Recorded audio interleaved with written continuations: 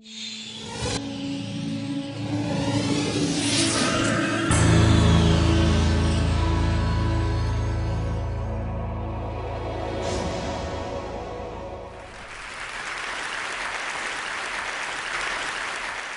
may have heard about the Koran's idea of paradise being 72 virgins, and I promise I will come back to those virgins. But in fact, here in the Northwest, we're living very close to the real Quranic idea of paradise, defined 36 times as gardens watered by running streams. Since I live in a houseboat on the running stream of Lake Union, this makes perfect sense to me. But the thing is, how come it's news to most people? I know many well-intentioned non-Muslims who've begun reading the Quran but given up, disconcerted by its otherness. The historian Thomas Carlyle considered Muhammad one of the world's greatest heroes, yet even he called the Quran as toilsome reading as I ever undertook, a wearisome, confused jumble. Part of the problem, I think, is that we imagine that the Quran can be read as we usually read a book, as though we can curl up with it on a rainy afternoon with a bowl of popcorn within reach, as though God, and the Quran is entirely in the voice of God speaking to Muhammad, were just another author on the bestseller list. Yet the fact that so few people do actually read the Quran is precisely why it's so easy to quote. That is, to misquote.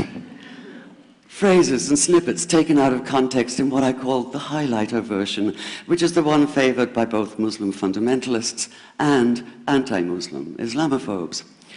So this past spring, as I was gearing up to begin writing a biography of Muhammad, I realized I needed to read the Quran properly as I could, that is.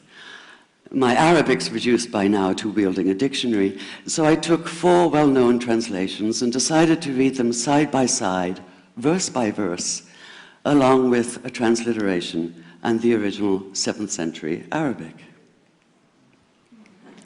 Now, I did have an advantage. My last book was about the story behind the Shia-Sunni split, and for that I'd worked closely with the earliest Islamic histories, so I knew the events to which the Quran constantly refers, its frame of reference. I knew enough, that is, to know that I'd be a tourist in the Quran, an informed one, an experienced one even, but still an outsider, an agnostic Jew reading someone else's holy book. So I read slowly. I'd set aside 3 weeks for this project, and that, I think, is what is meant by hubris, because it turned out to be 3 months.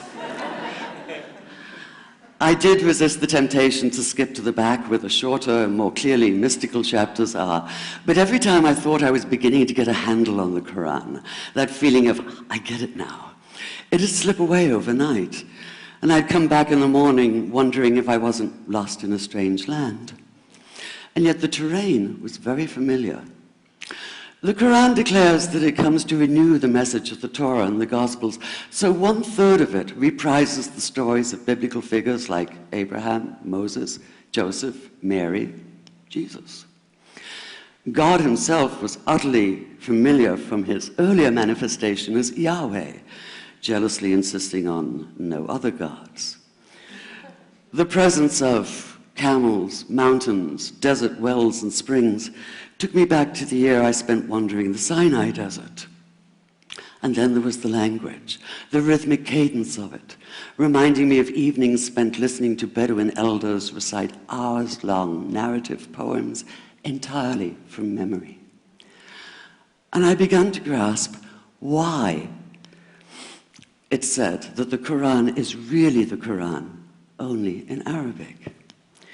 Take the Fatiha, the 7-verse opening chapter that is the Lord's Prayer and the Shema Israel of Islam combined.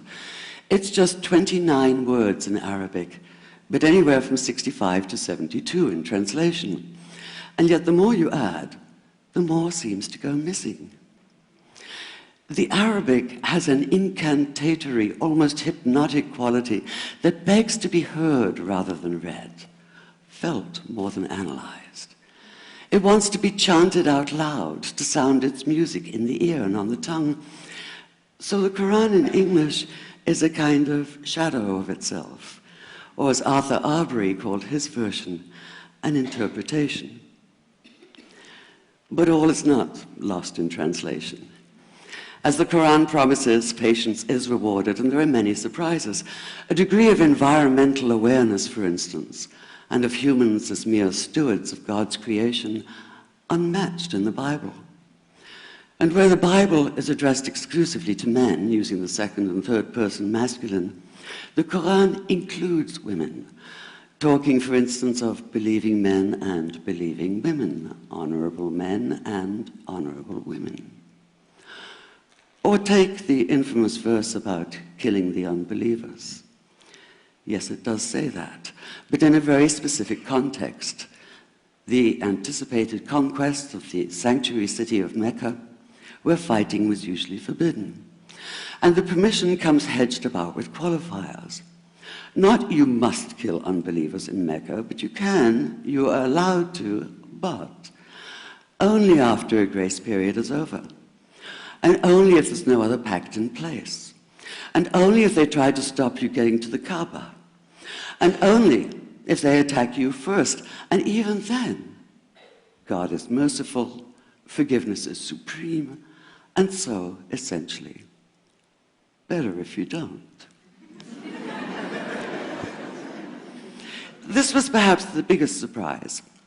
How flexible the Koran is, at least in minds that are not fundamentally inflexible. Some of these verses are definite in meaning, it says, and others are ambiguous. The perverse at heart will seek out the ambiguities, trying to create discord by pinning down meanings of their own. Only God knows the true meaning. The phrase, God is subtle, appears again and again. And indeed, the whole of the Quran is far more subtle than most of us have been led to believe, as in, for instance, that little matter of virgins and paradise. Old-fashioned Orientalism comes into play here. The word used 4 times is huris, rendered as dark-eyed maidens with swelling breasts, or as fair, high-bosomed virgins. Yet all there is in the original Arabic is that one word, huris. Not a swelling breast or high bosom in sight. Now, this may be a way of saying pure beings, like in angels, or it may be like the Greek kos or kore, an eternal youth. But the truth is, nobody really knows, and that's the point. Because the Quran is quite clear when it says that you will be a new creation in paradise, and that you will be recreated in a form unknown to you, which seems to me a far more appealing prospect than a virgin.